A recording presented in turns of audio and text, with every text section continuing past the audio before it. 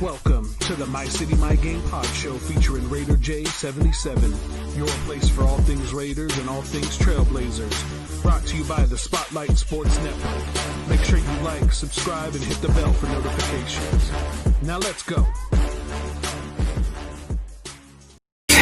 Once a Raider, bruh, always a Raider, bruh. Shit simple as that. You look silver and black. Lot of bread invested in that old line. Car insurance cost an arm and a leg.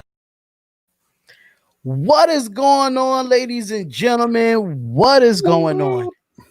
We are here with another preview show, call-in show. I am your host, Darian of the Spotlight Raiders Talk, home of the Spotlight Sports Network. And I have my co-host here with me, and that is Raider J77. What is going on, brother? What's up? What up, man? How you doing, man? I'm good. How are you? I'm doing good until this breaking news came out a little bit earlier about this Jets game going on. But we're here.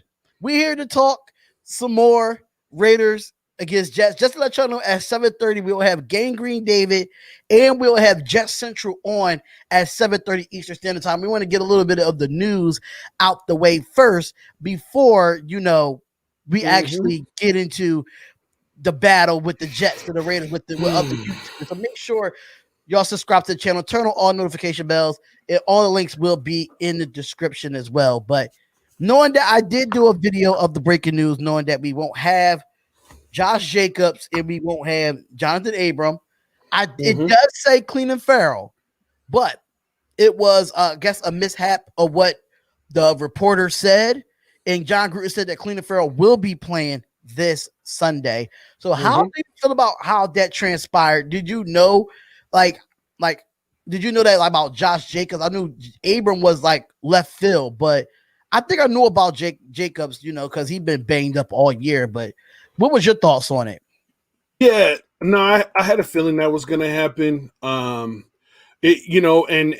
Especially going into this game specifically, with a winless team like the Jets, I had a feeling that was coming. I could feel it in my gut. I didn't want to believe it.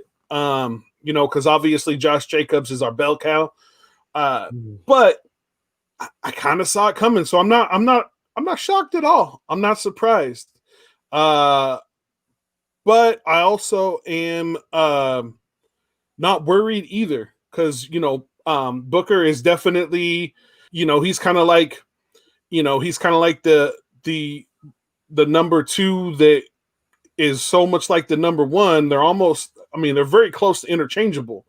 So, and I'm not sure. I believe we're getting Rashard back. I know that they did activate Theo Riddick. So Gruden said he is ready to go. They're expecting him to play this Sunday. So I think we'll be okay, man. I think we're going to be all right.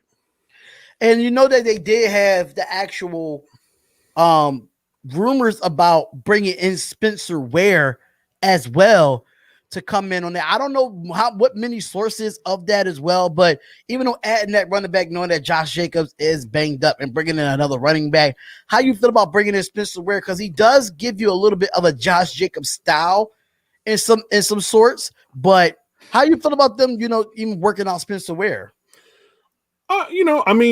It's the more the merrier. I don't think that it's necessary. Like I said, unless there's something that they don't see in Theo Riddick that they really want, that would really be, that would make sense to me if they're not seeing something in Theo Riddick. But how you could, I don't see why there's any reason that they would doubt Booker, whether or not he is good enough to go or good enough to be the number one guy in place of Josh Jacobs, or if they brought him in because we're not getting Rashard back as quickly. And I believe, according to the injury report, I think Rashard's been practicing. So,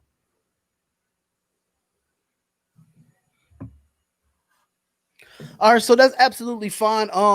Yeah, but I do trust Devontae Booker. I think Devontae Booker is a guy that could carry the load. We did see him start over in Denver at the time when he was with the Denver Broncos, and then he started to split reps with Philip Lindsay. And Philip Lindsay ended up taking that spot. But going into this Jets game, I don't know if you saw the video, but I did do 4 reasons why the Raiders should beat the Jets on Sunday. I don't know if any of y'all seen that video. Make sure y'all check out that video. It really helps the algorithm if y'all go and check out that video. That is an awesome video that I put together. But shout out to Just Blog Baby for the info of that video, me reading the article first and giving my perspective on it as well. But how do you feel comfortable, being comfortable going into this game with the Jets? Because I mean, we had an ish show. We didn't show up in Atlanta. I think we partied the night before. That's what I'm thinking. I don't know what happened. I don't know what was in the sauce, what was in the juice. I don't know. But how confident are you in this Jets game, even though they 0-11, but it's any given Sunday? So here's the thing. I am fully confident in the Raiders' ability to win this game. Obviously, the Jets are winless for a reason. And that doesn't just mean that they're tanking for Trevor Lawrence. They've had their struggles to begin with. Whether or not they've made that decision and they're just like, screw it, we're just not even gonna try just so we can get the number 1 pick in the draft next season.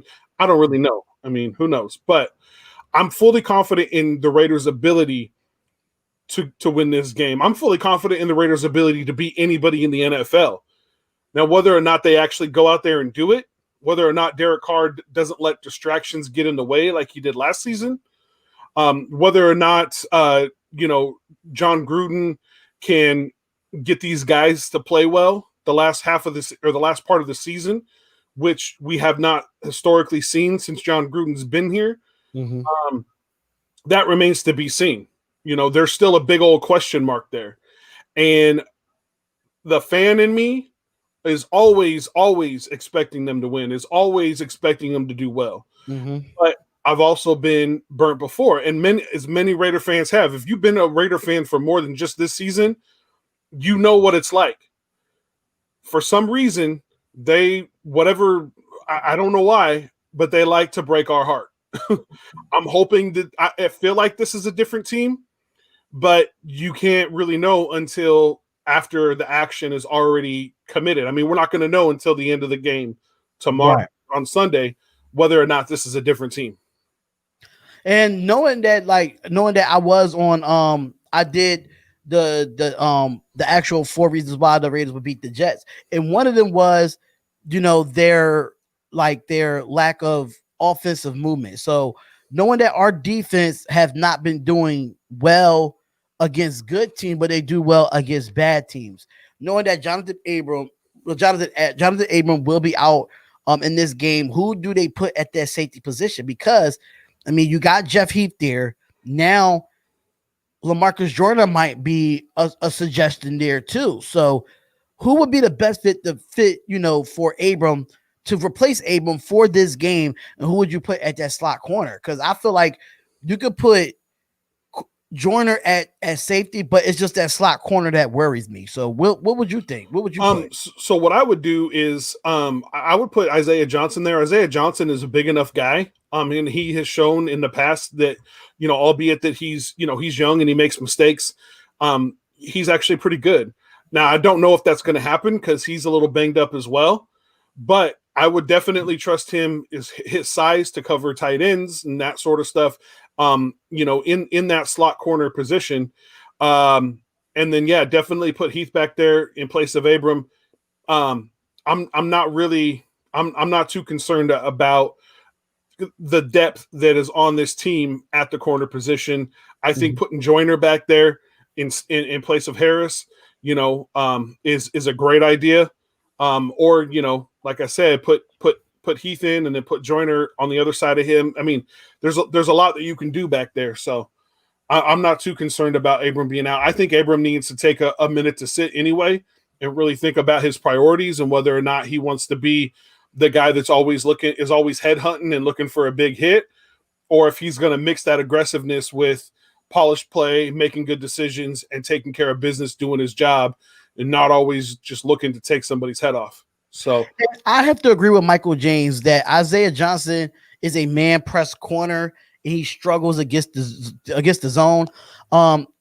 Yeah, Jordan will be a better fit than Harris. I do not want Eric Harris at safety. I do not want him at slot corner. I don't even want Eric Harris to start because this guy had one good game with the Chargers last year, and he thinks that he's this guy. He should be the starter. Whatever. You've been getting blown up all year long, and I don't have time to have Eric Harris to be getting blown by a bunch of receivers that we probably don't know. Probably Denzel Mims, probably one of those guys that probably will outrun him because Eric Harris is so slow to get into a tackle or get into a football. We got to put somebody there that's going to be a little bit more athletic and a little bit more speed. If you're going to have, Crowder's he's small, but he's fast. So you're going to need some speedsters on the outside and have at least one on the inside. I'm sorry. Yeah, the only time I trust Eric Harris is if we're playing against Phillip Rivers. That's it. It's the only time I trust Harris. Phillip Rivers, we going to see you soon, man. We going to see you soon over there in Indianapolis. So now I say start Eric Harris because you know how to play Phillip Rivers. So that's another keep Eric Harris on the roster. Keep him on the practice squad or something like that. Keep him on the roster just for when we play Phillip Rivers, and then break him out so he can have 3 interceptions. All right, so I know we usually do the injury report. So I know it was like for what I saw earlier in the week, that it was 10 players on the injured list. So far, I was like 10 players, but I was like, who could that be? I don't know, like who could it be? I didn't get a chance to check it, so I'm going to pull it up right now because I know I forgot to pull it up. I was doing so many things before I actually got on the show. I'm a Ravens fan, but I might change teams and become a Giants fan. Just become a Raiders fan. Just become a Raiders fan, bro. Just become a Raiders fan. We really would appreciate that. Yeah, don't go with the Giants. Yeah, why would you go with the Giants out of all people? You're a Ravens fan, and then you go to the Giants. That's interesting. That's very interesting. So here we go right now for, oh my God, this list for the Raiders for the injury report is insane. Oh my God, this list. Do I really need to go through like this list here? So according to Jonathan Abram, he had a knee injury, so that's why he didn't participate Wednesday, Thursday, or Friday. That's why he's out. He had a knee injury. Nelson Aguilar, he had an ankle injury, didn't participate Wednesday and Thursday. Definitely, he was limited on Friday, but his status is still that he's going to play. Damon Arnett, concussion/neck. He was a full participant on Friday, so he's going to be able to play. Devontae Booker with a back, but he was full in practice all week, so his status is good. Then you have Malik Collins. We already know what happened with Malik Collins. He has been put on IR, so you know that he's out. He didn't participate at all this week. Denzel Good with an ankle injury, but he was full practice today on Friday's practice, so he's good. Eric Harris with a calf. I don't know why you got a calf injury. You don't do too much to have a calf injury. That's just my opinion. But he was full practice Thursday and Friday, so he's good. Who else was full of practice? Rodney Hudson was good. Maurice Hurst was good. No, not Maurice Hurst. Maurice Hurst was questionable. He's questionable for this game. Alec Ingold, his status is good for this game. Gabe Jackson, he's good for this game. Josh Jacobs, we already know that he's out. We already said that. Nick Kowalski, he had a full practice today, so he's in. Colton Miller had a full practice.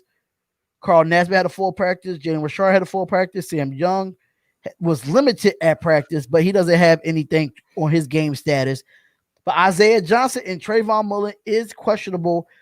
Trayvon Mullen was an illness, and I don't know what Isaiah Johnson was. Oh, with a groin injury. So both of those two are questionable for this game. How do you feel about this injury report? And according to Maurice Hurst, they are saying that it's a ankle/calf, but he was limited on Thursday and Friday. So that's the injury. The injury list is crazy right now. It's so deep on the injury report, but we only have two. We have 3 players out, and 3 questionable. So how you feel about this injury report, bro? It sucks, man. It really sucks. It really sucks. it seems like every week, maybe one, like last week, I think was the most players that we had at one time that were not injured. But like I said, it's a next man up mentality. We have depth on the roster for a reason. Again, really right now, I mean, who do we know that's out? I mean, we know for sure that, Cleveland Farrell's coming back, so that's good. But we know for sure Abram's not going to play. We know for sure that Malik, is it Malik, right? Yeah, Malik Collins. Malik Collins, he's not playing. We know Josh Jacobs isn't playing, but everybody else pretty much is questionable at this point. So I'm not really too terribly concerned about it. I think a lot of this is just going through the motions. I think most of those guys will play. If they haven't announced it already, that most of those guys are going to play. So I don't really like injuries, but at the same time, we've been playing injured all season and we have a winning record. So that speaks for itself. So people that's asking about Damon Arnett. Damon Arnett did have a concussion and he was a full participant in practice today. His game status is good. He's not questionable. He's not doubtful. So Damon Arnett looks like he's going to play today. So Dominique 5 says, what is going on with our training staff? Every year we have a lot of inquiries every week, and I don't see other teams having all these injuries. Yeah, I don't know what's going on with the training staff. I don't know why. We don't. I don't know what's going on with Trent Brown. I just don't know. We're just analysts on YouTube, saying that what we see is what we see at the end of the day, because this is going to be a game that Gangrene David knows about when he comes up on the show. He knows that I was there last year when we went in there with that team and we could have beat the Jets last year, but we end up losing 34-3. So this is definitely a revenge game, and I think this team is better than last year. But the question is that we have so much talent on paper, but can we implement that talent onto the field? Because it looks like we had the talent on paper and we went into the Atlanta Falcons and it was an ish show. It looked like it was terrible. So can we actually go out and make this a dominant game? That's my biggest issue, because Sam Darnold can be mobile at times and he can make rookie mistakes, but I don't want to look over this game because it's the Jets. Yeah, it's definitely not one of those games that you look over. No team in the NFL it should be one to be looked over. Mm-hmm. They get paid for a reason because they're pro athletes and they made the NFL because they're good. Right. So you definitely don't want to look over them. I'm not sure how much heart they have. I'm not sure how much effort they're going to be putting into these games being at the end of the season. And really why, other than the fact of pride, why go 110% and risk injury, that sort of stuff. So I don't really know where their head is at. I don't know. I just know that the Raiders got to show up and the Raiders got to win if we're gonna salvage the season, if we're gonna make the playoffs. Every game now is a must win. Given how close these, one, how close the games are across the NFL, and two, how close these records are between, even with the addition of a seventh team on in the playoffs for each division, it doesn't, or each conference, excuse me, it doesn't really, matter. These teams have really good records. The Browns have a winning record right now. Yeah. So we definitely don't want to look past it. We got to show up. We got to play hard. I got an interesting question I want to pose to you and to everybody else. Appreciate everybody, by the way, who's watching live in the chat. Yeah. Make sure you hit the like and subscribe button, all that good stuff. But right now, Nicholas Morrow has 7 passes defensed on the season. Mm-hmm. Is he fast enough to put at the slot corner position? I don't know. I mean, we don't know his speed when he came out in the draft, so we don't really know what his speed is like. But put him at slot corner, it depends who's playing in that slot as a wide receiver. Now they might put that as a mismatch where, Son Joku, I don't think that's a good idea. I'm just, you know what? I'm throwing it out there. He's one of the highest. The only person that has more passes defense than him is Trayvon Mullen. And the thing about it is, the only way you have Nicholas Morrow go out into like near a slot corner if it's a slower tight end out there. I think when it comes to a actual wide receiver being in a slot corner, I wouldn't put Nicholas Morrow there. Yeah, Jamison Crowder versus Nicholas Morrow, that's definitely not a great matchup. Absolutely not. It's not. I was just throwing it out there as not saying that I thought it was a good idea. I'm just, Yeah, it was just something to throw out there. So I mean, that was interesting though, because at the end of the day, like Nicholas Morrow do have 7 pass defense. That's really good. But you got to see where those pass defense came from. Did they come from the inside, like up the seam, or was it like where did the pass defense? And was it short intermediate routes? Because they like to put their fastest receivers on the inside so they can blow past and have that disadvantage. But just to let you know, we got 5 more minutes until we have Gang Green David come on there. He is in the queue waiting for us. I'm still waiting on Jet Central. I did send him the link. We still waiting on him to come on as well, so we could talk some Raiders and Jets preview and talk about their Jets team as well and how they feel about it. So, what's going on, everybody? I'm just going to shout out everybody in the chat before we get to it. Shout out to Watts Raider Kojo, Icy Nate, Hammer. We have Michael James, Dominique 5, Marco Sunjoku. Shout out to Sunjoku. If y'all have not subscribed to that channel, that man goes live every single night. Shout out to Sunjoku. Glitch 25. I don't know how to say this name, but I'm going to say shout out to 207. I don't know how to say that name at all. Let me see who else we have in here. Aaron Davidson, what's going on? B. Al, what's going on? Bottom Tut, what's going on? What's going on, Loyal to the Soil? What's going on, Mana on Facebook? Shout out to Mana. And shout out to everybody. Rick Lavelle. What's up with Rick Lavelle? Robert, what's going on? Rock the New York fan. I know you came over from Gangry Davis channel, so shout out to you. Thank you for subscribing to the channel. But we wanted to shout out everybody real quick. And before we get into the show, and have them Chap. What's going on, Chap? What's up, brother? I ain't see your old behind in a minute. What's going on, Chap? It's like, no, I'm only playing with you. But yeah, so Vic Beasley, hopefully we can get him today. I mean, on Sunday, hopefully he could get brung up from the practice squad. But it's been like almost 2 weeks, almost about to be 2 weeks since he's been on the practice squad. Yeah, John Gruden said potential. He'll potentially play. So we'll just have to see. And another thing that we didn't really talk about, what we did talk about in the group chat about how Derek Carr went to his press conference earlier in the week saying that the team was flat and practice was not as great as he thought he would. But John Gruden said that they were prepared to play this game in Atlanta. So what are your thoughts about this? I mean, I already know your thoughts through the group chat, but I think the nation want to know. So, apparently he followed up. Apparently Carr followed up, I think yesterday, maybe the day before. He followed up with basically saying that he wasn't talking about John Gruden and the coaching, the practices being flat. He was more talking about himself and other players on the team.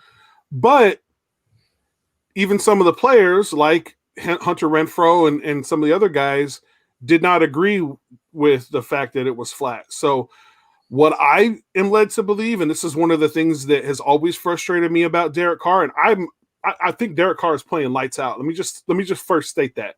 I think that Derek Carr is a good quarterback. But one thing I have seen from Derek Carr, obviously since he's been here, because I've seen him from his rookie year, he tends to focus on other things. He's actually come out and said he's actually admitted that football is not his number one, and football is not his end all be all. Last season it was with his church work and his preaching, which is totally fine. You're your own man. You do you. Whatever you're passionate about. Football is one of the things he loves, but this isn't his number one thing. And now he's got a brand new baby daughter. I have a 7-month-old. I know exactly what that's like, and this is his first daughter. And there's something different about fathers and daughters. So my concern is that was his own opinion about himself. And it had to do something with the fact that he knew his daughter was coming soon. And then on Sunday, obviously, she was born on Monday, the day after the game. My concern is that he's allowing some stuff to get in the way of his on-field play, because he's not 100. I don't feel like he's 100% invested. He was fist bumping and smiling during the Jets game while they were getting their butt handed to him. I just don't feel like he sometimes is 100% like, this is all I have. You know what I mean? Like that kind of mentality, the Mamba mentality that he so much talks about, the guys like Kobe had. Like, this is when I'm playing, when I'm doing football stuff, this is it for me. Nothing else. You know what I mean? So I don't know. That's just where I'm at. So we're going to have to change the banners for a little bit, because we do have our two special guests in the building today. So let me just take this off real quick. I am going to put some Raiders back here just to let y'all know. If y'all sit there in the cubicle, put them Raiders back there. But it is what it is. But we do have my guys over from their YouTube channels and two good Jets analysts for their YouTube channels. We have Gangrene David and we have Jet Central from their respective channels. What is going on? Thank y'all for coming on to the show. Thank you for having us, Gary. What up? What up? Thank y'all for coming on. I actually reached out to Jet Central yesterday last minute, but I really do appreciate him coming on. And Gangrene, I was just on your channel yesterday for your preview of this game. So knowing that, Josh Jacobs and Jonathan Abram is out for this game, how do y'all feel about going into this game? I know y'all 0-11. I know y'all. I don't know how y'all feel about going into this game, but how y'all feel now? Y'all see that some of our star players won't be playing in this game. I guess I'll take it. So going into this game, Darion, you and I talked about it last night. You guys are coming off two brutal losses. You guys had a heartbreaking loss on Sunday Night Football against the Kansas City Chiefs, and then you guys got blown out by a team that's known to choke on a regular basis. So now going into this game where you guys are traveling to the East Coast, you're versing an 0-11 team that has no identity. They're incredibly dysfunctional. The quarterback has taken a complete tumble in his career, and you're pretty much dealing with a lot of question marks on this New York Jets team. You have a very young secondary where the Raiders offense that's been excelling all year in various categories, you're going to get tested this game. And then on our offensive side of the ball, our three wide receivers, which we've been advertising all year, Brashad Perriman, Jamison Crowder, Denzel Mims, all these wide receivers that the fan base was advertising to be a solid receiving duo. I think they've lived up to the hype of that. Denzel Mims has been playing pretty well. Brashad Perriman, he's starting to come on a little bit. Crowder, he's a very shifty slot wide receiver as well. So I think going into this game, if the Jets can find a way to kind of expose the Raiders secondary, because your defense does still have some question marks, this could be somewhat of a highly offensive game. It just depends on how the Jets run their offense, whether or not it's a run-heavy offense, whether or not they're going to probably pound the rock with Frank Gore 70 times, or they're going to allow Sam Darnold to throw the ball to his wide receivers, and they're probably going to be running the ball a lot more because of the way Sam's been playing. So that's just my opinion on that. Yeah, I think Las Vegas is actually going to get back on track. I mean, yeah, they had the two disappointing losses, but I look at last week's game, it's just like a complete anomaly. I mean, I personally felt like the defense actually played pretty well. I just felt like Derek Carr really the entire offense was just struggling turning the football over.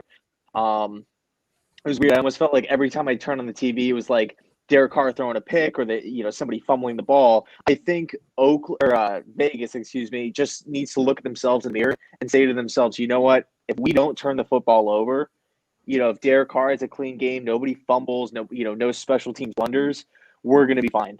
I mean, they have more talent than the Jets, and they have a way better coaching staff as it is as well. I mean, the Raiders, at the end of the day, they're in the hunt for a wild card spot with Cleveland, Baltimore, Miami. They can't be giving up these games against like Atlanta and the Jets. I mean, these are must-win games. So I think they, snap back into reality and, bring home the dub.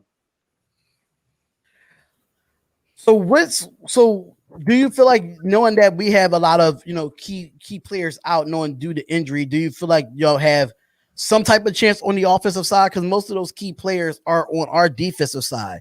Now, how do you feel like y'all offense will go up. Your offense against our defense. How do you feel that pans up? I know David answered this question yesterday, but I want to hear from your perspective as well, Jet Central. So I want to. We will have a call-in show. We will open up the lines real soon, chat, just to let you know. But I want to hear from y'all perspective, how y'all feel like your offense definitely goes up against our defense, knowing that our defense is ranked 27th, Jay, if I'm not mistaken. We ranked 27th defense. I think so, yeah, somewhere around there. And I know that y'all 32nd in offense, so that's kind of pretty close, but it's not close, but it's pretty close. But how y'all feel that your offense match up against our defense? Yeah, I think. Well, I mean, you look at the Jets. I mean, they literally struggle against every single defense out there. I mean, the only two defenses that they've had success against was the Patriots and the Chargers.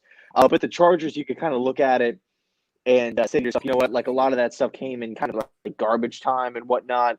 But I mean, I really like Oakland. Like, I feel like Oakland or Vegas has like a bunch of young players mixed with veteran players, which I really like. Like, I like Mullen a lot. I like Arden Key, Mo Hurst, and I mean, even Heath at safety. I think he's like playing decent. I don't think he's like horrible. I know a lot of people like rag on the Raiders and whatnot, and just clown them and whatnot from like the past two losses. But I feel like at the end of the day, it's still a formidable bunch. I mean, if you're telling me to bet which side I feel like has the upper hand, I'm definitely going Vegas.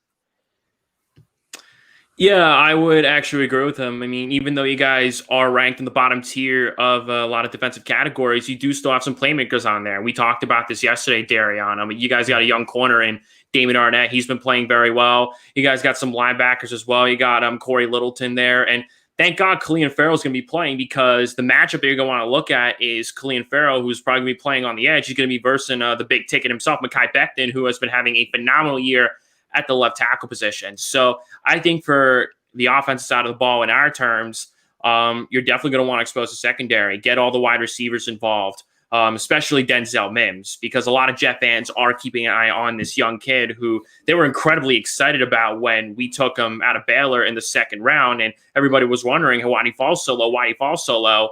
And I know I've talked about yesterday that the only issue with Mims is that he needs to stay healthy. But with due time, he will get better. And I think this game on Sunday against a Raiders secondary that's still trying to mold itself a little bit, it's going to be another shot for Mims to continue to grow as a player. So that way you can get more tape on this young kid. So when you bring in a new coach, you can that new coach knows what you're working with. You'll have more tape on this young kid. So I think going into this game, it's going to be another game where you got to keep an eye on the young guys, especially on the offensive side of the ball. And you really want to see how these young guys grow and just develop more tape, because at this rate, we're at a playoff picture. We're 5 games away from finishing in an abysmal season. You want to see the young guys continue to grow. And I think Sunday is going to be another test for that. Jay, you have anything? Because I know this is going to be, I don't know if y'all know. No, I know David knows that I was at the Jets game last year where we got blown out 34-3. That was my first ever Raiders game. And I still have nightmares about it, knowing that this game is coming up in back-to-back years. We're going back to MetLife Stadium, and it was raining today. I was like, I hope it does not rain again this weekend, because it's just going to look like it's everything all over again. But me and David did talk about the discussion of Adam Gase and what's the future for the Jets, because I know that as far as the Raiders go, we're going to keep Gruden for the next 7 years. And so it's not really much coaching change. Only person I really want change is Paul Guntner at the defensive coordinator position. But how do y'all feel about, Gase? Do y'all feel like he's going to come back? When are they going to fire him? I want to hear from Jets Central, since I already had your answer yesterday, David. Yeah, I don't know what Gang Green said, but I'm pretty sure we definitely agree on it. Adam Gase, I feel like, is 1,000% gone. I mean, this guy is absolute, he's the biggest joke of the NFL.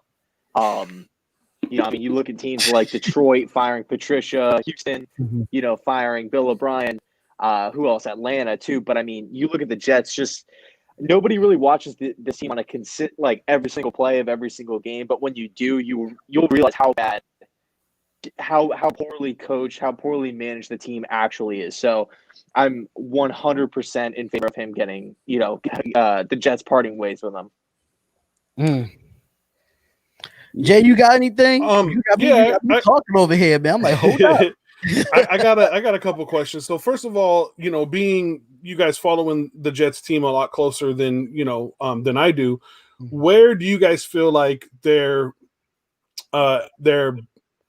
buy-in or their energy level is as far as actually like trying to win games? Are they just kind of milling in at this point, or is it something where they're trying to keep some sense of pride? I mean, what do you feel like is really keeping them going right now, and not just saying, hey, we're just going to show up, go through the motions, and go home?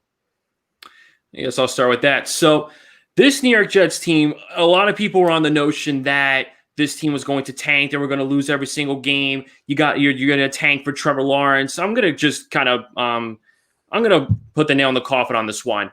The term tanking, in my opinion, I don't really think it's something that any professional sports team would do. In terms of the Jets situation, I don't think it's a situation where they're intentionally losing every game. Now, I know the reward is incredibly enticing in getting the number 1 overall pick, but you still have to get there. And getting to the number 1 overall pick involves going down one of the most brutal roads you can go down as a football team, where you're constantly getting bashed by the media, where Jet fans are consistently getting laughed at by other fan bases. The road to the number 1 overall pick is brutal, and no team is going to intentionally lose every game to embarrass themselves weekly just to try to get a top draft pick. And keep in mind, just because it's a number 1 overall pick doesn't mean it's not like any other draft pick. It's still a lottery ticket. So this Jets team is still going to find ways to show up, and they're going to try to win every game possible. It's just a matter of how they're actually built. And they're built like a team that is dysfunctional, has a lot of question marks. They have a lot of young players that you're trying to develop right now. And it also falls down on this ridiculous head coach. And every Jet fan knows this about Adam Gase. Whenever he needs to overcome any bit of adversity, he finds a way to hide into a little hole and quit. You've seen this in numerous scenarios where he sits on the bench literally at the end of every game, staring at his play sheet like he's got a deer in the head. The guy has no idea what he's doing. He's not a good football coach. He has a quitter mindset. He has no relationship with his players. And the players are out there right now pretty much just trying to play for themselves instead of play for a head coach who already has developed a horrendous reputation and is on the verge of getting fired. So it's not a matter of them tanking. It's just the fact that they stink. Yeah, Gotcha. that's an excellent point. I actually agree pretty much with everything you said. I think it is. I think Joe Douglas, definitely the Jets general manager, definitely wants the number 1 overall pick. So I don't think it's a case of players out there dropping passes on purpose so they can definitely get that number 1 spot.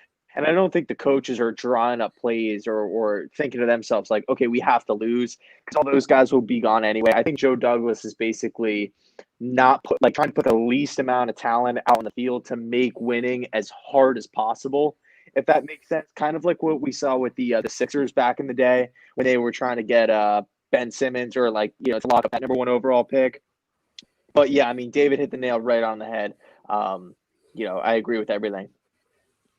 Okay, awesome. So one of the things that you guys, it's not all doom and gloom for the Jets. One of the things you guys do pretty well is run the ball. I mean, you're averaging 97.5 yards per game in rushing, which is definitely nothing to turn your nose up at. So what do you guys feel like, because on the flip side of things, your team has allowed 30 sacks for a total loss of 233 yards. Is this due to coaching? Is this due to quarterback play? Because obviously they can, if you have an offensive line, they can open up holes for runners. Why don't you have an offensive line that can't pass protect? And, like I said, is it to like the offensive line coach? Where he's just not able to coach guys well when it comes to pass rushing? Like, what do you guys feel is the way that you guys can be, more consistent when it comes to both those aspects of the offensive line? Yeah, David, you can start this one off. All right, no problem. So this offensive line is brand new. You go back to 2019, we had significantly one of the worst offensive lines in football. We had a lot of veterans out there, and you constantly saw all these offensive line changes to the point where you're just wondering how you're going to create personnel and create all these scheme sets with these offensive linemen who are just built differently, whether it's in terms of pass protection or run protection. Now, looking at this offensive line, it's still relatively new.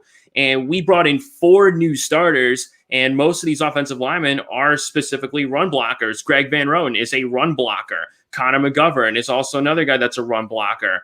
Alex Lewis is another one as well. George Fant, a little bit of a risky signing. And then you have Mekhi Becton, who has been having a phenomenal year, who has been the best offensive lineman on the team. So I think both factors do kind of play into the scenario a little bit, because while the offensive line is brand new and they're still trying to gel together, because remember, we had no preseason, we had no training, we had a limited training camp, we had no OTAs and mini camp. So it took a little bit to try to get this offensive line together. And while the offensive line still deals with injuries, you're still putting guys in at different positions where you're still trying to figure out different kinds of scheme sets. But it also takes into account how you're running the ball and how you're using your running backs, because you released Le'Veon Bell earlier in the year. After that leaves you with Gore, and then that leaves you with Pirine, Ty Johnson. They picked up Josh Adams. They put him on the practice squad. So it's also a matter of how you're using your running backs. And a lot of Jet fans are sick and tired of seeing a 37-year-old running back who is on his last legs constantly pounding the rock. He's getting 17 carries a game when you want to see the young guys get involved. You want to see Michael Pirine get more touches. You want to see Ty Johnson get more touches. That's what you want to see. And a lot of these running backs have different skill sets as a running back themselves. So I think both does play into a factor. We have a brand new offensive line, but it's also how you're using your running backs.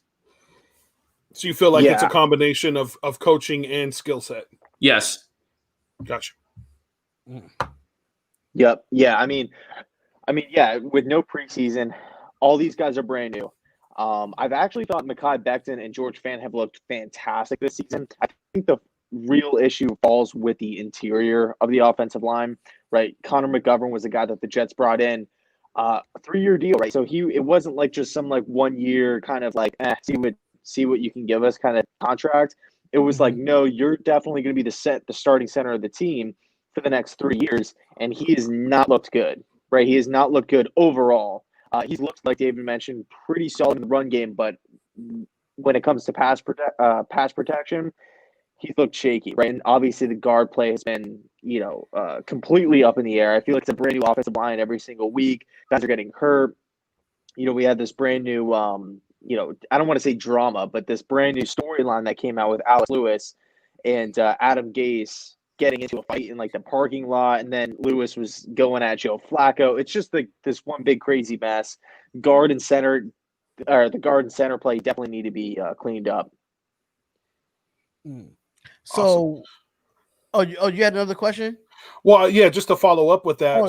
What do you guys think that the Raiders are going to have to do, to stop the run game? Because like I said, I mean, that's something that, you guys definitely have going for you is the run game. And if you can run the ball and you can control the clock, you can keep an offense, like the Raiders offense off the field. There is that potential to win. So what do you feel like the Raiders are going to have to do to shut this run game down? You can start with Okay, sweet. I would say too, honestly, load the box, as cliche as it sounds, and force Darnold to beat you on the outside, because that's something that, frankly, he's just not been able to do all season, right? He can't really throw the ball downfield. Adam Gase hasn't really schemed plays up down the field. If it was a Joe Flacco or something like that, then I would say, okay, maybe the Jets have a chance, but because it's Darnold in there and he does have a, issue with turnovers, with, accuracy and all these different kind of things, mechanics and decision-making, I would literally put as much pressure as you can on Sam and force him to throw and beat you on one-on-one matchups on the outside. Gotcha. Did you have anything to add to that, David? My computer's frozen. Yeah, his computer froze, so he might just be cammed down for right now. So, we can still hear you though, David. Oh, you can still hear me? Yeah. Mm-hmm. Oh, okay. All right. I think I just fixed that there. I think my computer's okay. But yeah, I agree with everything Jet Central just said. I think going into this game, you're going to have to kind of really play in the box a little bit. And I think just to add on to that a little bit, one thing that the Jets kind of tend to do, they start out hot with their run game. They're pounding the rock as best as they could in the first half. And then the second half, they just tend to fall off a little bit because Adam Gase is also a very pass-heavy head coach too. So that's kind of another concern going into this game is that Adam Gase is going to just to start give up. I can't speak. Adam Gase is going to give up on the run, and he's going to start allowing Darnold to kind of just start to throw the ball, and he's going to try to get aggressive as he possibly can because he's that desperate of a head coach. And the Raiders are going to adjust to that predictable game plan that the Jets are going to develop. So I agree with everything Jet Central just said, but I just wanted to add on to the concern of possibly even giving up on the run game in the second half. Gotcha. Yeah. So if y'all do want to subscribe to both of these guys' pages, Jet Central is, I guess, to my left and Gabriel Davis under me, what I see it on my end. So make sure you subscribe to both of those channels there. The links are in the description. We do have a question from Colton Henry. He says that who is the best defensive player on the Jets? I know your best defensive player opt out, which was CJ Mosley. He opted out this year, but outside of him not being here, who is y'all the best defensive player on the Jets? David, you want to take this one away? Yeah, sure. It's a tough one because there's two players that stand out to me. The first one is Quentin Williams. There were some trade talks back around the trade deadline, and originally I was on the idea of possibly even trading him, even for a late second round pick. But I'll kind of just admit that was a little bit of a bad take because I love the way Quinn Williams has improved this season, especially as a force past the line of scrimmage. The guy's continuously making plays, especially against the run. He's committing a lot of quarterback pressures as well. I think last week I think he was tied for first in quarterback pressures.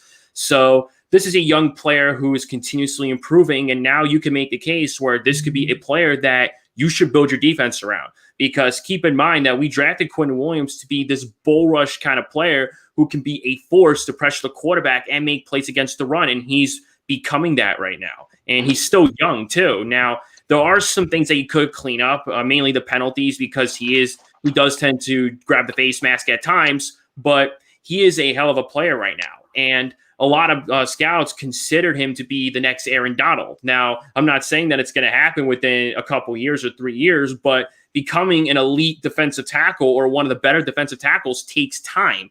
So you look at Fletcher Cox, you look at Chris Jones, you look at Grady Jarrett, you look at Aaron Donald, just name a few. Those are all examples. They had to develop to where they're at. And Quentin Williams, it could be that guy. You could also make the case for Marcus May, who's had another phenomenal year, one of the veterans on the defense who was playing with Jamal throughout his entire career. This is a player that is looking better in coverage. He's looking better in the box as well. And PFF is giving him some pretty high grades at the safety spot. So I'm really liking Quentin Williams and Marcus May. Yeah, I would definitely agree with you. And it's crazy. I originally would have said Brian Poole, our slot corner. I mean, when I look at Brian Poole, like just what he's done consistently over the last 2 years, I mean, this is a dude who I thought was a top 5 slot cornerback, right? That nickel position, obviously not on the outside here, but when you're just looking at that slot cornerback position, Brian Poole did outstanding. Like, this guy was great. But, of course, now he's hurt. But, you know, you're looking at the defensive backs. You're looking at really, like, all 3 phases. I feel like Neville Hewitt has actually had a pretty underrated year. But to really just answer the question, I agree with David. I'm going to say it's Marcus May.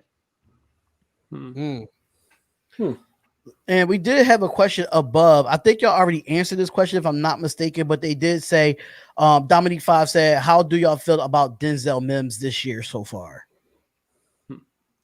Well, I mean, I already answered it, so Jet Central could take the floor with that one. Yeah, I mean, this has been great. He's been pretty much everything as as much as you can ask from Mims. Like, again, no preseason, no, like, all the training camp stuff is weird. Then he's dealing with the injury, you know, with like dealing with this coaching staff, and then obviously, you know, poor quarterback play. And Flacco, like earlier on in the year, was like, you know, he obviously wasn't looking good either. But then, you know, Mims comes back, immediately once he comes back, or once he ended up coming back from his injury, he looked like a solid outside guy. I mean, I don't really think he's going to ever be Julio Jones or Michael Thomas or Devontae Adams, but I definitely see him being a solid number two wide receiver. But I mean, overall, for a second round pick, that's an area that the Jets have struggled picking in for. I mean, I feel like my entire life, like Geno Smith and Hackenberg and Stephen Hill, I can go down the list, Jason Morrow. We just never get any value from second round picks. So, looking at him so far, like he's done outstanding.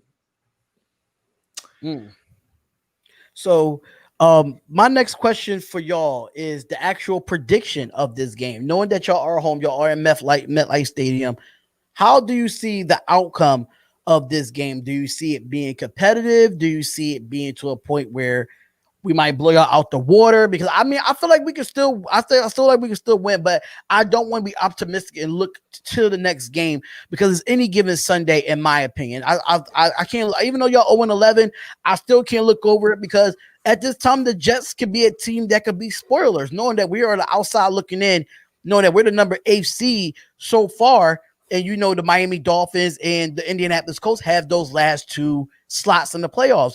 So this could be a spoiler, but I just want to see from your perspective, how do y'all see this game turning out? So we talked about this last night on stream, and I said this earlier. This is going to be a game where the Raiders are going to come in and they're a pissed off team. I know they're flying out to the East Coast, so jet lag could affect them a little bit, but it's not going to rain on Sunday. At least that's what weather predictions say. But this is a statement game for you guys. You guys are competing for a playoff spot right now, coming off 2 brutal losses, and you're facing an 0-11 team that's got a ton of question marks as it is. Now, I know you guys are not trying to sleep on any team that you guys play, and that's definitely the right mindset. But looking at the way that this looks, because of the way we've looked all season, I think it could be about 85 to 90% safe to say that you guys will probably blow this team out of the water unless we can get something going offensively, which I have no confidence in Gase that he can do it. So I'm going to say 34-13 Raiders. Yeah, good prediction. I'm going to say, I mean, Gase has had success against Gruden, but I feel there's no chance that Gruden takes this Raiders team after getting humiliated against Atlanta, taking this team to a winless football team stadium, and then just getting embarrassed again to the laughingstock of the NFL. I mean, you look at what the Raiders have, like they have a way better coaching staff. They have a way better roster. They're fighting for a playoff spot. Like, this Raiders team is desperately trying to win these games. And then, for the New York Jets, there's all these rumors that the team's trying to tank, So I definitely don't see Gruden, as fiery as he is, taking his team to MetLife Stadium and then just blowing yet another game. Score prediction, though, I'll say New York Jets 17, Las Vegas, 31. That's a bit close to what I had in my prediction in my video. I said 30-17 Raiders. Michael James asks I heard the Jets field was bad, which caused injuries earlier in the year. Has the turf improved? Yeah, so a bunch of 49ers players were getting hurt like left and right. And then obviously Saquon Barkley's hurt, and like both the Jets and the Giants have been dealing with crazy amounts of injuries all year. I don't think anything has been adjusted. I know the league looked at it and they cleared it, but I think the reputation from the actual turf of MetLife, players don't like playing there. Yeah, I mean that turf has caused a lot of controversy, especially going back to that 49er game. Like Jet Central said, there were a lot of 49ers players that have gotten injured on there, but I think since then you haven't really seen too many significant injuries, at least not from what I remembered. I mean, I remember in that Bill game, there was a scare with Stephon Diggs when he hit his head massively on the turf, and then he came back into the game just fine. So I don't think the turf really has too much of an impact on these kinds of things. I mean, injuries have happened everywhere. I don't really think it matters where you're playing. So I think the turf was a little bit of did rile up some controversy in that 49er game, but then after that, nobody really talked about it since. All Aboard Raiders says, How good are you guys at Madden? Asking for a friend. It depends on the system. I'm an Xbox guy, so I'm pretty good on Xbox. I mean, how y'all fellas feeling about Madden? I don't know if y'all play or not. I'm not too sure. I mean, I'm all right. Not too bad. Yeah. Not too good, not too bad. It's just not too bad. So we are almost into the 30-minute mark here, and I know we got to have some calls call in. So if y'all do want to shout out your social medias to let them know where they can find you at, Gangrene David, you could go first and let them know where they can find you at. Your link is your YouTube link is in the description, so subscribe to Gangrene David. But any other social media platforms, you can shout them out. Well, yeah, I mean, first off, I want to thank you, you two gentlemen, for having me on, and it was definitely an honor to work with Jet Central once again. But yeah, you guys could find my channel. The link is down in the description below. I do New York Jets content, just like this gentleman to my left. So if you guys want some New York Jets content, I do vlogs. I do opinionated videos as well. I do live reactions. You guys can tune into that. But also, if you guys want to follow me on social media, I'm on Twitter at GangreneDavid1. I'm on TikTok at GangreneDavid1. I am also on Discord. I have my own Discord server as well. So if you guys want to join that, the link is in my channel, so you could join that as well. And I'm also on Instagram, Gangrene_David. So I'm pretty much everywhere across the book. So if you guys want to follow me for some Jet content, I'm trying to give you guys the best experience possible. You're more than welcome to. Darion, thank you for having me on. It was good working with you guys. And it's going to be a fun game on Sunday, and I'm definitely proud to be partnered with the Spotlight Sports Network and just going on this journey with them. Awesome. Jet Central? Yeah, that's awesome. Well, yeah, first things first, Darian, thanks so much. And, same to you, Jay. Like, I appreciate, you guys having me on. It was awesome. And then David, me and you definitely have to collab some point soon in the future. Oh, definitely. Maybe like an Instagram live or something like that. That'll be pretty cool. But yeah, it's Jets Central or Jets_Central on Twitter. And then I think it's official Jet Central on Instagram, something like that. The official Jet Central. I don't know what it is, but Jet Central on YouTube. And yeah, me and David pretty much post the same kind of content, just covering all things New York Jets. And shout out to FTFN, because that's how I was able to get into to knowing Jet Central a little bit more, because we part of Fan of Fan Network as well. So it's definitely good to shout out to them as well. Shout out to Fan of Fan Network to have us collab as ambassadors and able to do these type of shows. So I do thank y'all so much for coming on to the show. I know the Raider Nation is probably blowing up the lines. I don't know if they still got the number, because we do keep the number saved.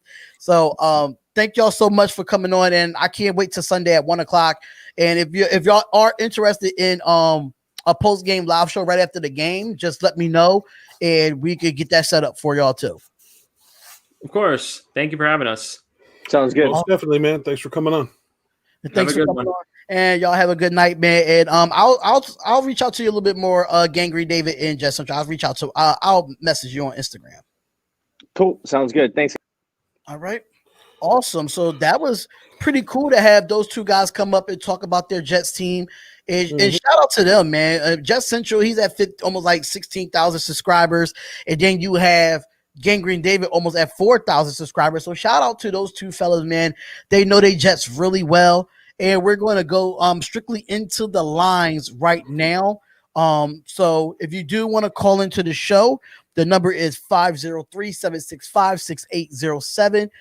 If they are in the comments, if you want to answer some questions in the comments, Jet Central or Gangrene David, if you are still here, we really do appreciate that.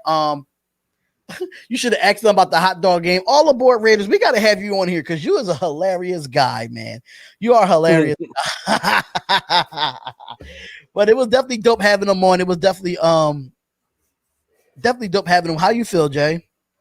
Yeah, no, I thought it was good, man. It's really nice to have, a different perspective, to be able to, throw some questions and get some answers, when it comes to, because we don't follow, every single team as closely as we follow the Raiders. So right. It's definitely good to have those guys on. They can give us a different perspective respectfully, and maybe give us a little bit of insight into what it's going to take the Raiders to win this game, because like I said, it's not a give me, and the Raiders could lose this game if they don't prepare and they don't show up and they don't play. Right. They have to show up and show out, and they're going to have to show that we can win games on the East Coast, because that's been one of our pet peeves as Raiders fans or as Raiders players. I don't know what Mal Gooley's doing over here. He changed the whole banner thing in the corner.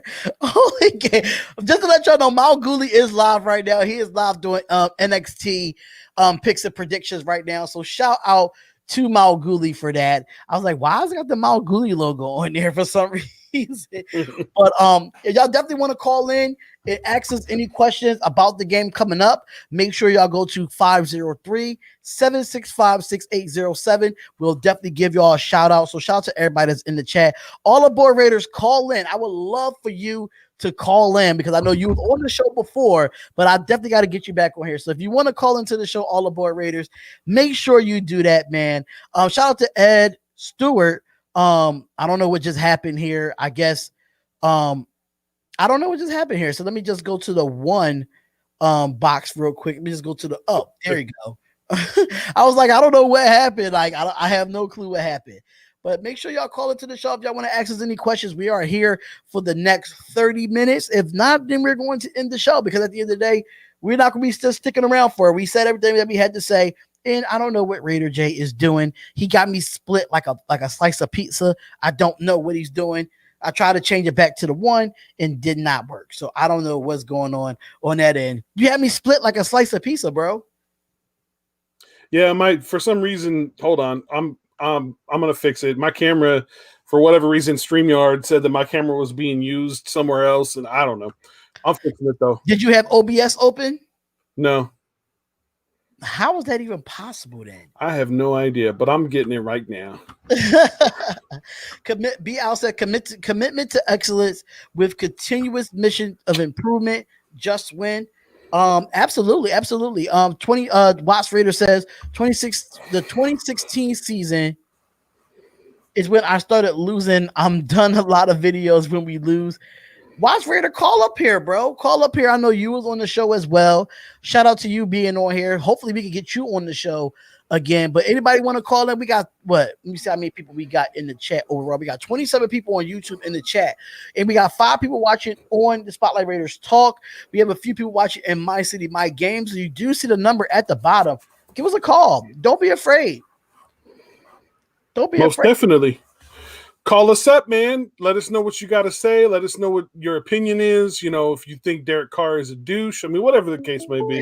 There we go. There we go. Call from All Aboard Raiders, baby. to accept, press 1. To send a voice. What's good, All Aboard Raiders?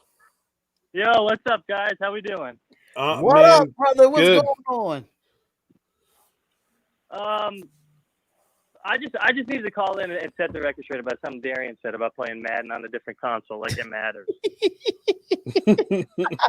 Tell right, him go ahead. that I never played Madden on the PlayStation. Always played it on the that was a Xbox. formal challenge that I made to Darian. I wanted to play him and do a video for a long time, and he said something about, if I play on Xbox, I'm pretty good, but if you're on PlayStation, you're not good. I don't think that's how it works, Darian. Let him know and said that I said that I played on PlayStation one time and got my butt kicked.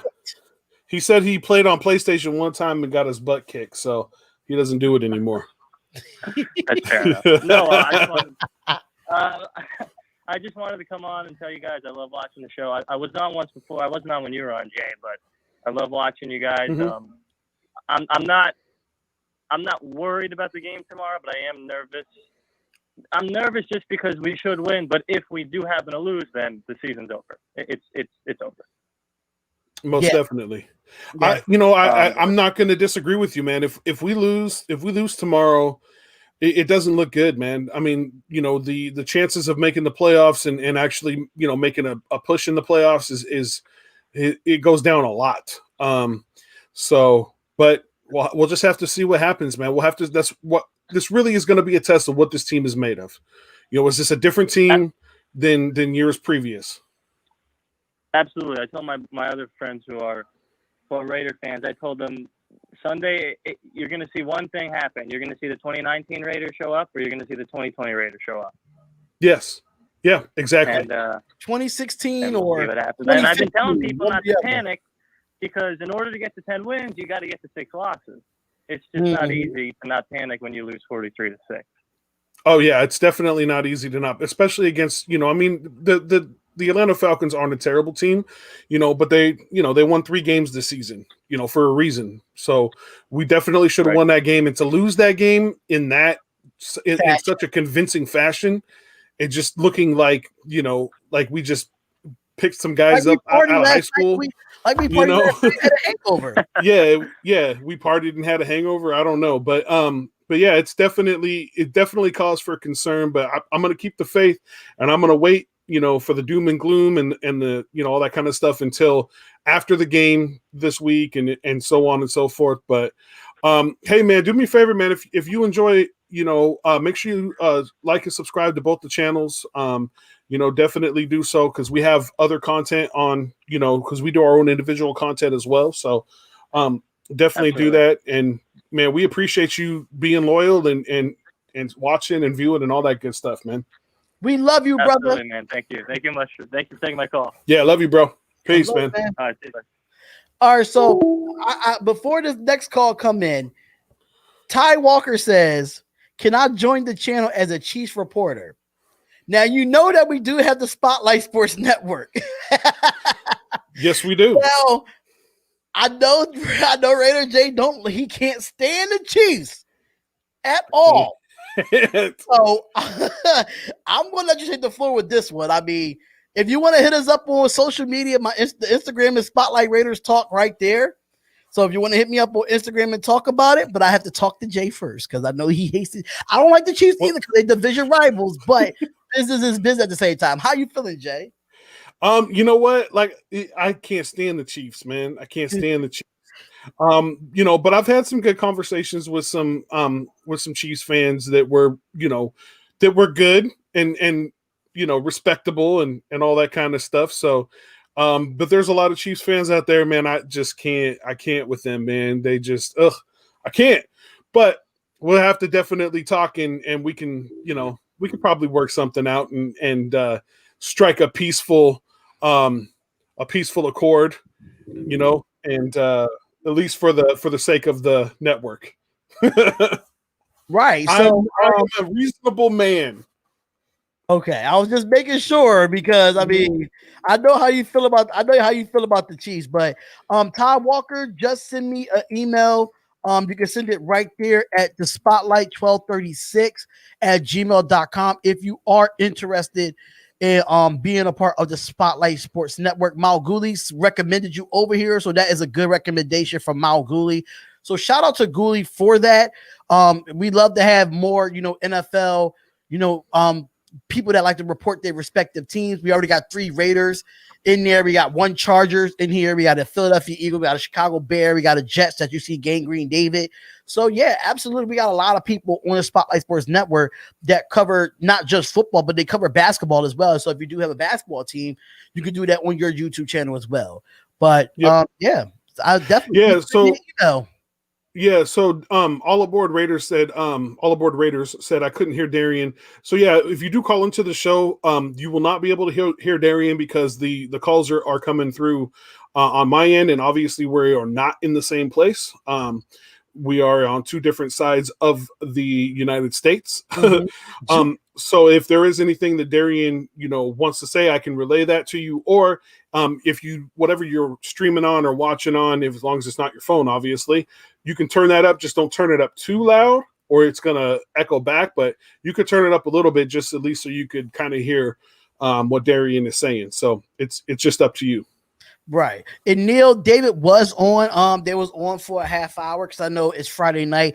I'm not going to keep them on all night long. If it's Friday night, people want to do stuff. I know COVID is in the way, but people still like to do stuff on a Friday, even in a quarantine. So that's why I decided not to have them on a bit too long. But it was great to have them on.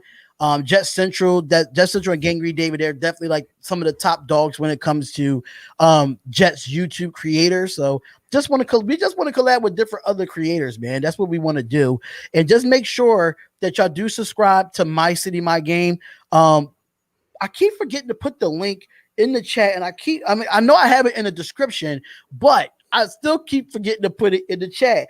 I never understand why. But if y'all do want to call up to the show right now, we got like a little bit more than 15 minutes until the show is over. So make sure y'all call us at 503-765-6807. It is the Spotlight Raiders Talk, home of the Spotlight Sports Network.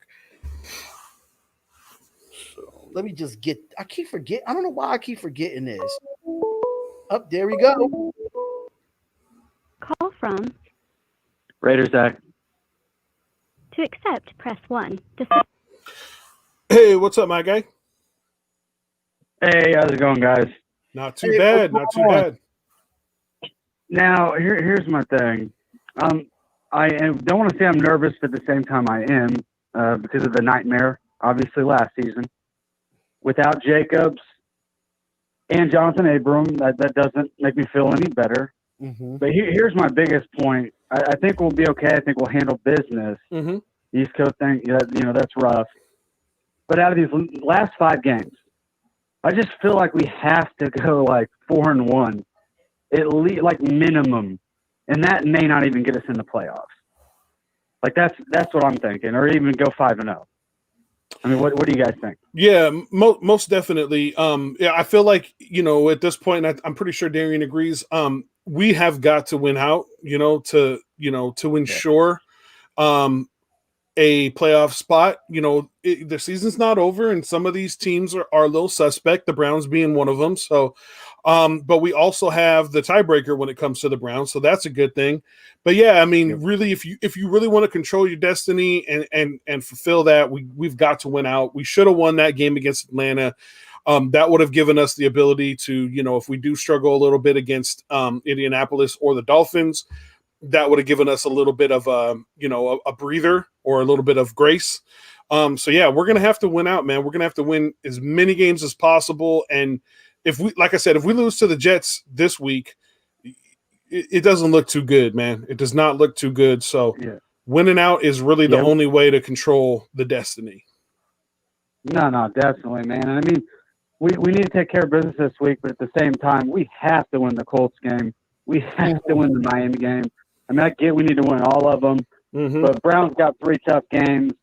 Miami's playing decent. They've got some winnable games down the stretch. We've just got to handle business, man. Yeah, most definitely. We got to handle business, and that's what separates the men from the boys. So exactly, man. But hey, I enjoy the show, guys, man. You guys have a good evening, man. You too. Appreciate the call, man. Take care. Yep. Later.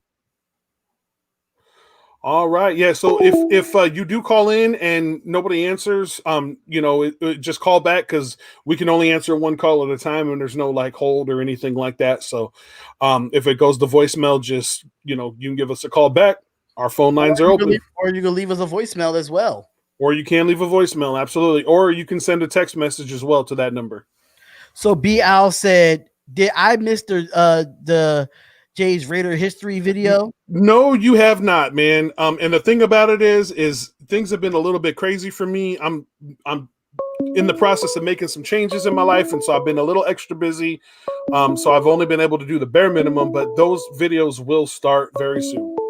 I promise. Call from Ash. Hey, what's up, Ash? Hey, what's going on, guys? So, watching a little bit of you guys' podcast and whatnot. So, I know that Josh Jacobs is going to be out this Sunday. I know that John Abrams is going to be out this Sunday. So, I just want to know from you guys, like, this is a game, obviously, the Raiders just can't lose. If we lose, in my opinion, the season's over. And the Jets are coming into this game. And it's kind of like the same mentality that Atlanta has. Like, their season's already over at this point. They're playing for pride, and some guys playing for some jobs and whatnot, and they got nothing to lose. But what's the message for John Gruden in that locker room heading into this game this Sunday against the Jets, which a lot of people I've been seeing on Raiders Twitter, a lot of people on Raider Nation are thinking that this could be another trap game, like what it was in 2019 when we played in the East Coast and played against the Jets. What's John Gruden's message this time heading into a game against the Jets team that's definitely worse than they were from last year, and like us, that a team that in my opinion, is better than it was last year? What's the message? That's a good question. So, in my opinion, and I won't speak for Darian, but in my opinion, I really feel like John Gruden's message to the team for this game is do your job, wrap up and tackle, take care of the football, and just play smart. Don't make stupid mistakes. If you can do those things, this game is completely winnable because of the talent on this roster. There's no way that we're going to lose this game as long as we have clean tackling, play smart football, take care of the football, don't fumble it, don't throw interceptions, that sort of stuff. And then, get rid of the penalties. Penalties will kill us. And again, a team that should not beat us will beat us, just like they did last week. So I think those things, and then, like I said, do your job. Don't try to do more than what you're responsible for. Do your job and take care, because everybody's got their own job. And if everybody does their job, then we'll be a well-oiled machine and everything will be perfectly fine. But I know you won't be able to hear him, but I'm going to let Darian answer, and then I'll let you know when he's done. Yeah, I just have to agree. I just feel like with the Raiders, they just have to play disciplined football. No ifs, ands, or buts about it. My answer is going to be short. If you play disciplined football, you win the game. And it gotta be to protect Derek Carr, and we gotta get pressures on the defensive side. Plain and simple. Yeah, so he basically agreed with me. Play disciplined football and keep Carr upright and clean in the pocket. Yeah, I agree too. I think like last week against the Falcons, I just think that the Raiders were just doing a little too much. I think they were I think in that game they felt a little overconfident, considering the fact that that they knew that they can play against the Chiefs, and seeing an opponent like Atlanta, they're just like, we'll win this game, But then, obviously, I felt like in that game they came in unprepared, especially the offensive line. I think I do consider this as a team loss, but I really do think the main blame for this loss was on our offensive line. It did not play well. I did not see Derek Carr have any sort of protection all game, and it's disgraceful considering the fact that Atlanta, I think their pass defense is ranked 31st. I expected Derek Carr to have a really good game, to play lights out. Henry Ruggs was going to have another big game like he did against Kansas City the first time around, but that just didn't happen because we did not have any good pass protection. And so, it's like what you said, if we could just follow the simple fundamentals, just be disciplined, and just the guys just doing their job, and especially no turnovers, no fumbles, no interceptions. It's just weird with Carr because, I really like Derek Carr, I do, but and I like the fact that he doesn't really throw as many interceptions, but my weird issue was the fumbles. He's had 8 fumbles this year, which is really a concern, and it's been a concern with this team ever since he played with us, and I don't know. I just want to know how you guys feel about, Derek Carr moving forward as the quarterback of the Las Vegas Raiders. And I put this in one of my videos. I think a video I put up, I think it was yesterday I put it up, talking about what happens if the Raiders, do what they did last season and, crap the bed for the rest of the season, and we lose, and, we don't have another winning season, or we do have a winning season, but we miss the playoffs. Right. And I addressed the whole Carr issue. And the thing about it is that, Derek Carr is what he is. He's a quarterback that can get the job done as long as things are working well around him. If things are working well around him, he will be one of the better players on your team. So with that being said, what are the alternatives? I talked a little bit about the upcoming draft and who the prospects in the draft. After 3 quarterbacks, the first 3 quarterbacks, or the first top 3 quarterbacks on the prospect list, it goes from number 9 prospect to number 50. So there's a huge drop off. Right. So there's really not a whole lot going on as far as being able to draft somebody that could start for him right away, because you want a top 5 quarterback if you're going to start him right away. You want a top 5 prospect. When it comes to the quarterback position. So with that being said, the other option is that you trade him away for some draft capital, and then maybe you bring in a free agent like a Dak Prescott or something like that, which I wouldn't totally be against. But then you got to train them to learn John Gruden's system. Or you draft somebody a little bit later in the draft next season and you groom him for a year, which I feel like if they're going to move on from Carr, that's probably going to be what they'll do is they'll bring in somebody. That'll be the best bet, honestly. Yeah. And that would be the best bet. That's what Darian was just saying. They'll bring somebody in and groom him for a year under Carr. Carr is a good guy. He will definitely, step in and help him out, even if he knows the guy's going to replace him eventually, so there's really no immediate answer to fix, or to upgrade the quarterback position as of right now. If they wanted to do that right now, they should have done it at the beginning of last season, which I kind of feel like they did with Mariota. That was kind of their backup plan, but he's been out, he's been injured, and who really knows what's going to go on with him next season as well. So, but I think that Derek Carr, I really do feel like Derek Carr, put in the right position, just like I believe that Tom Brady was put in the right position in New England. Obviously not in Tampa because he's not playing the same. If you put Derek Carr in the right position, he can take you to a Super Bowl and win it. Absolutely, positively, I believe that. But he's not one of those guys that's going to go out and get it for you like a Rich Gannon. That's just not going to happen. And Raider Nation needs to accept that and understand that. That's just how it is. He is what he is. So that's just my opinion. I don't know if Darian agrees with me, but I'll let him go. I know that he can't hear me, so let him know that he can't hear me. But I would like to say this and this only. Now, if we do move on from Derek Carr, the only person I can see me going out and getting is Dak Prescott. But he's coming off an injury. That's one. If we're going in free agency.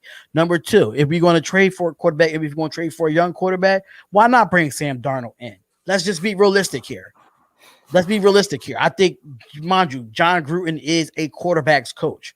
So if you want to go out and get a young player, I don't think we should spend it on a draft pick. I don't think so. Because if we want immediate success and know that we're going to have Gruden for so long, we need some type of veteran or somebody that's already in the NFL that could play right now. And Dak Prescott and Sam Darnold is the only two players that I could really think of that could come to the Raiders if we move on from Derek Carr. Gotcha. Yeah, so Darian essentially agrees, but he also added Sam Darnold as a possibility if you're going to be bringing in a free agent. All the other free agents are not worth it at all. I won't even go over their names, but they're just not. I mean, we're talking about Mitch Trubisky and stuff like that. So, man. But hey, appreciate the call, man.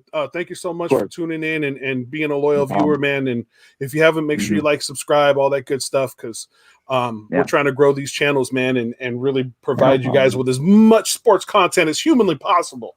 Right. So. Of course. Yeah, definitely for sure, man. All right. Good talking to you guys. Yeah, me too, man. Appreciate it. Thanks. That was a good call. I like that call. That was a good call. I mean, I know it's Chiefs Kingdom. I know it's Chiefs Kingdom over there, but I'm gonna check that email later, bro. I'm gonna check that email since you sent it. We ain't getting rid of Carr yet, but we still have to start thinking about into some considerations. Like he's about to be, he's in his 7th year right now. It's about to be 8 seasons with us. So I mean, it's going to be talks every year until he gets us to at least AFC championship game or some type of playoff run. Yeah. It's going to be talked about until he gets into the playoffs and see what he can do in the playoffs, because he didn't have that opportunity in 2016. He broke his leg, and he was an MVP caliber player. He's been timid the last couple of years because he's been hurt after that broken leg. But he still got to go out and play, bad. You still got to go out and play at your best. And then, we went out and spent money on Marcus Mariota that have not suited up, not once this year. He just sitting on IR, just collecting money. So, I mean, if we're going to go with a guy and get rid of Marcus Mariota and clear up that cap space, go out and get Dak if we have the money, or trade for Sam Darnold. Go get a young quarterback. That's just me. Yeah. Yeah. And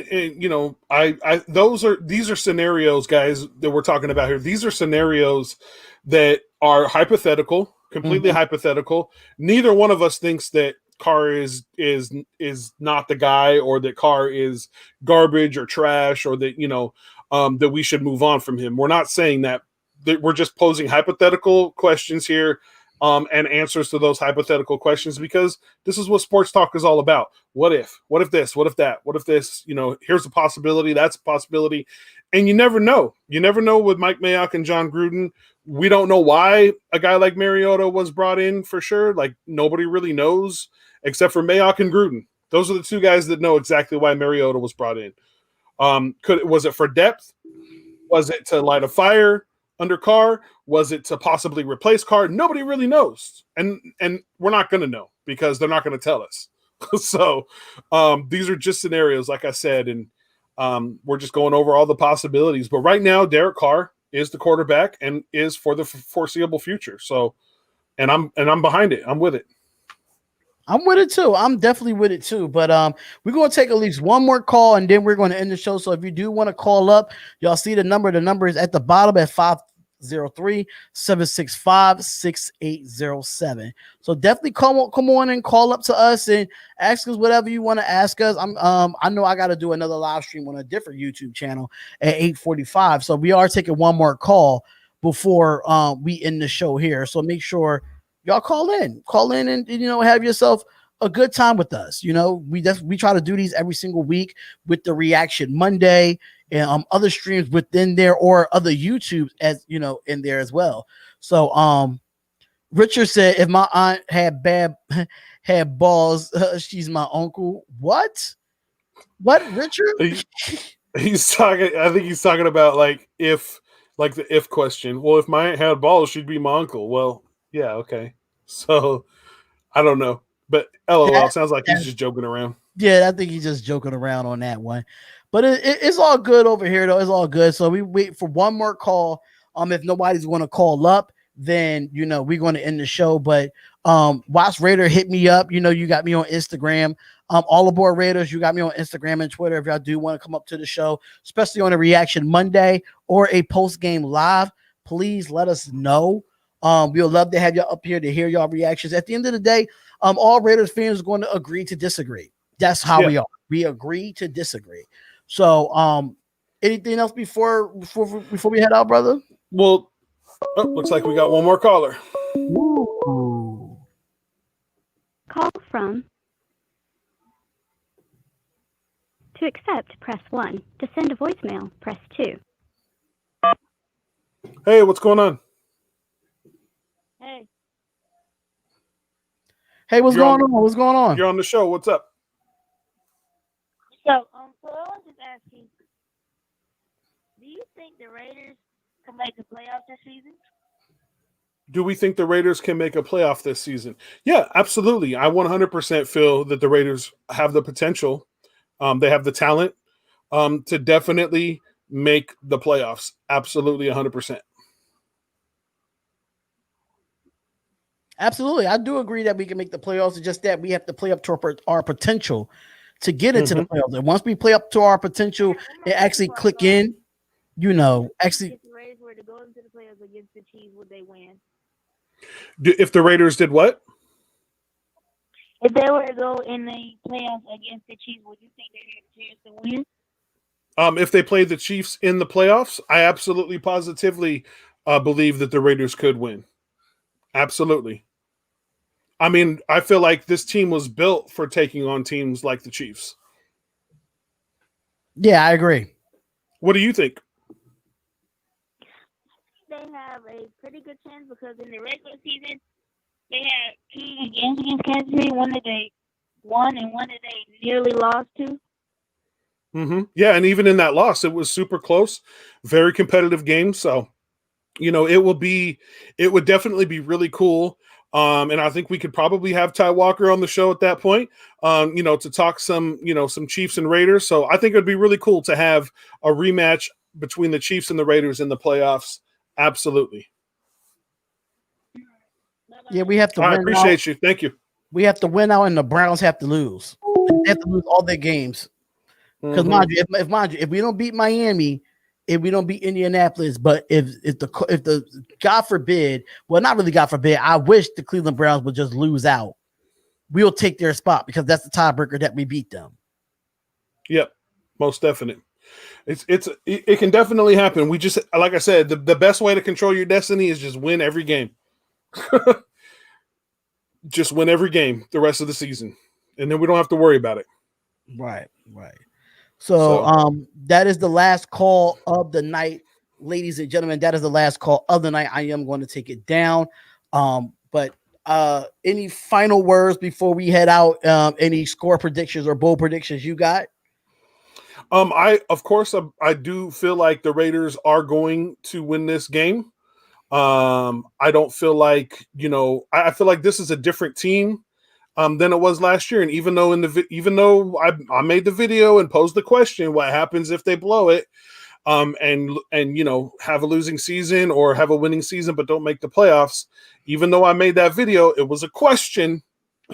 It was not my opinion.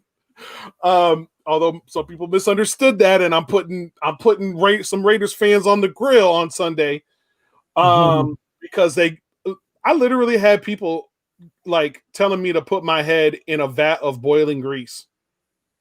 Wow! Yeah, because I posed that question and made that video. Like literally on Facebook, I had Raiders fans telling me to put my head in boiling grease. I'm like, okay, whatever. But anyhow, I do believe that they will. I do believe that the Raiders will win this game. I believe that they're going to turn it around. This is a different team. I've said it since, the Kansas City game, and then watching games like the game against New Orleans. This is a different team. They've got a grit and they've got a drive and a toughness that I haven't seen in a while. And I think that's the culture that Mayock and Gruden are building. Yes, it's got its hiccups and its ups and downs and speed bumps, but you know what? Things are messy, man. Greatness is messy. Life is messy. Everything is messy in this world. And so it's not always going to be perfect. It's not always going to be how we dream it's going to be or how we expect it to be. I believe this team is going to bounce back. I'm going to say we beat the Jets. I'm going to say we put up, we do the opposite of what happened to us last week. And we put up a 40+ burger on these Jets. And I'm going to say the Jets scored 9. 3 field goals. Well, I said, I said earlier in the show that I picked, 30-17, just because now that our, one of our best hard hitting safeties is out, for this game. So that really sucks, that, we have to have him out.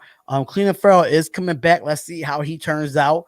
But I feel like our offense could put up a little bit more than 30 points, but I'm just going to be on the safe side and go with 30. Go 30-17 Raiders. That's just how I see it. I mean, they score twice to kick a field goal. I just this defense, if Paul Guttner could get to the quarterback, it might be more than expected, but the defense does hold us back in some sports, but the defense didn't hold us back against Atlanta. The offense held us back. Now, if it comes down to both offenses and defenses both show up, then we might score 43 on them, just like the Falcons did on us. But if one of the other does not show up, 30-17 Raiders.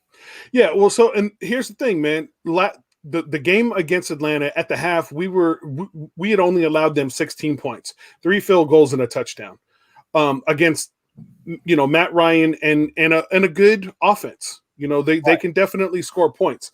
This Jets offense is not as good as Atlanta's offense. So if our defense comes and plays the way that they did, and the only reason that they lost steam was because they were out there way too long, and you can't expect anybody to play against professionals for that many minutes. I mean, I think they had more than 10 minutes of offense in the whole game over us. So if I feel like I said, this defense has the ability to hold this team to 3 field goals only. With the turnovers, I mean, the pass rush, I mean, they've allowed 30 sacks, this team has. If Vic Beasley is playing, you got Bruce Irving, Vic Beasley, the Condor, you got Cleve Farrell, Arden Key, Mo Hurst. Like, do I need to say more? This right. Defense is going to have a game. I totally believe it, 100%. But we'll just have to see. Well, there you have it, guys. There you have it. Thank y'all so much for tuning in to another live call-in show of the preview of the Las Vegas Raiders going to New York against the New York Jets at 1 p.m. Eastern Standard Time. We will be live for the live play-by-play and reaction. And do you see that right there? Do you see that right there? The My City, My Game merch has came in, and he got the hat. I got on the Spotlight Raiders Talk hat. So make sure y'all go to the merch website. The link is in the description. Y'all do not want to miss that. Make sure y'all go and cop the merch on the spotlightsportsgear.com. Thank y'all so much. We're going to leave y'all with a couple videos here with, our best friends over at, at Thrive Fantasy and our merch videos. So make sure y'all check them out. It is the Spotlight Raiders Talk, My City, My Game. We see y'all at 1 o'clock on Sunday for the Jets game. Peace, love, happiness. Have a great Friday, and we see y'all in a bit.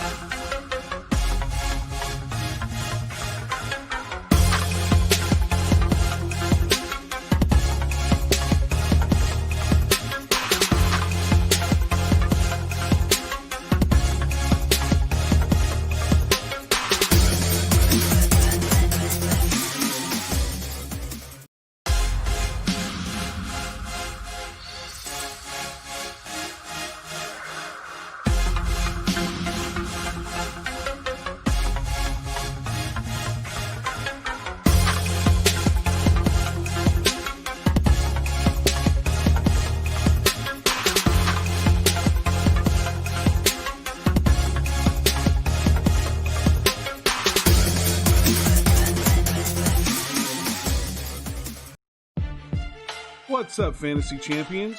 Spotlight Sports Network is excited to tell you about an amazing deal from Thrive Fantasy, your place for daily fantasy sports and esports. Right now with promo code SS Network, Thrive Fantasy will match up to $50 of your first deposit.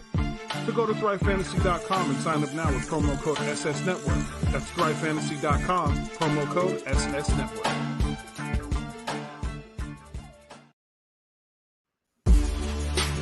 Welcome to the My City, My Game pod show featuring Raider J77, your place for all things Raiders and all things Trailblazers. Brought to you by the Spotlight Sports Network. Make sure you like, subscribe, and hit the bell for notifications. Now let's go. Once a Raider, bruh, always a Raider, bruh. Shit simple as that. You look silver and black. Lot of bread invested in that.